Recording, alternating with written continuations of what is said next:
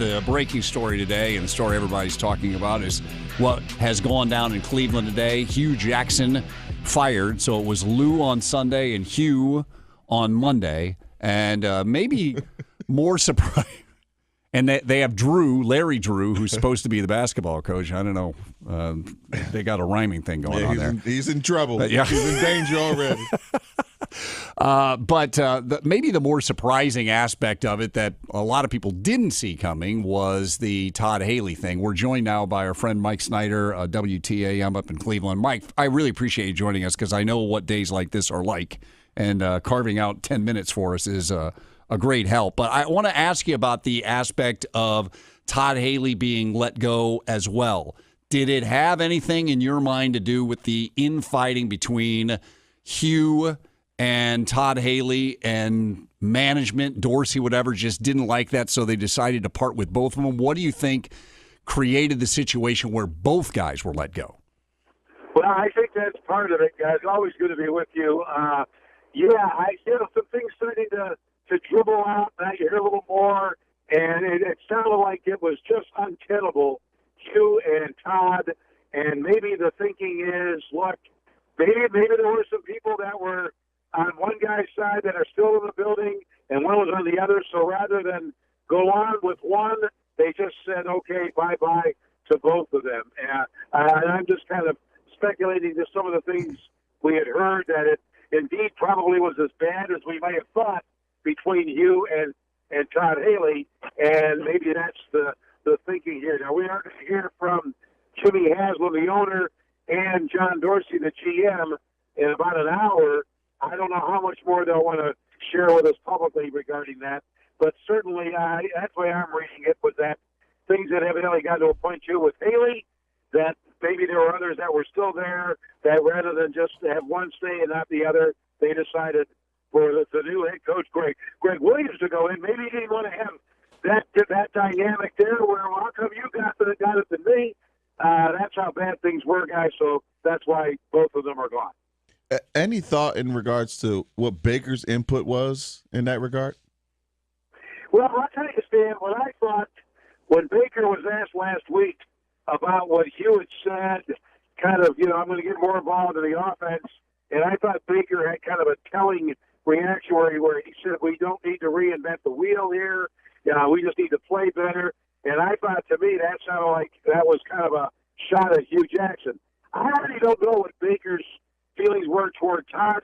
I think you might know that room, you do come closer with your position and your coordinator than maybe the head coach at times in that role. This is his first NFL job.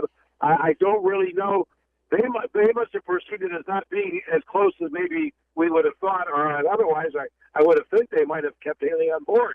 So the next head coach, is it somebody that has got to be that Baker Mayfield, even though he's a young kid, has got to be on board with? I bring that up because, the rumors that are out there. They were out there before Hue Jackson got fired. Lincoln Riley at Oklahoma, or some young coach. Is that the direction, Mike, that you would expect the Browns to go now?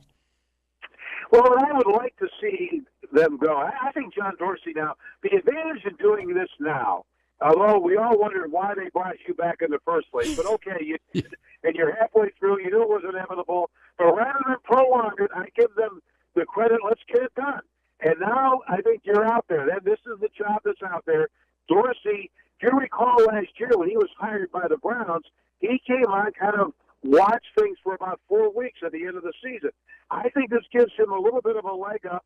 Maybe, hey, any college guys that are interested, I guess Lincoln Riley already said today that he doesn't have the itch now, but we know that can change come January. However, I think that this does put the Browns maybe with a little bit of a leg up, that people now that might be qualified know that the job is out there from the college ranks, maybe upcoming assistants in the NFL.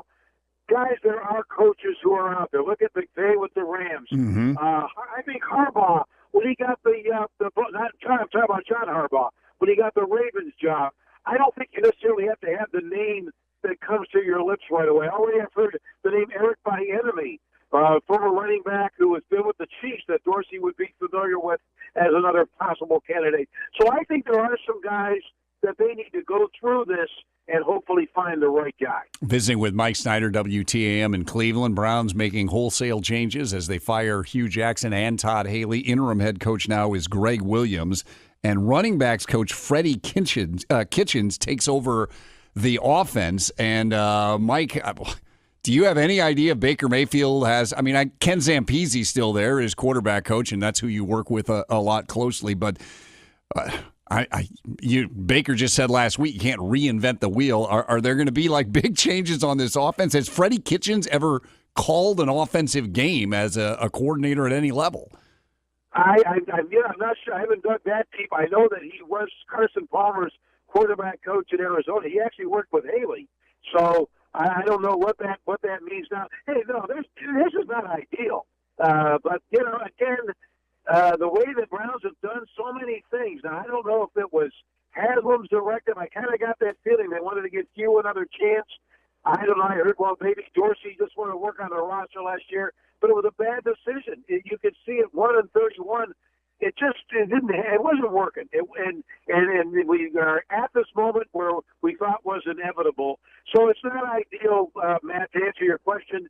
But I think that evidently the environment there was not very good either for Baker. And as you mentioned, his quarterback coach is there with Zampese. I don't think Rick Williams will bother the offense. I think he'll keep it on the defensive side and look at big picture. But it's just not an ideal way to have this thing go at all. All right, Mike, before I let you go, I want to ask you about the news of yesterday. Now, the Cavs have been dreadful. Terrible.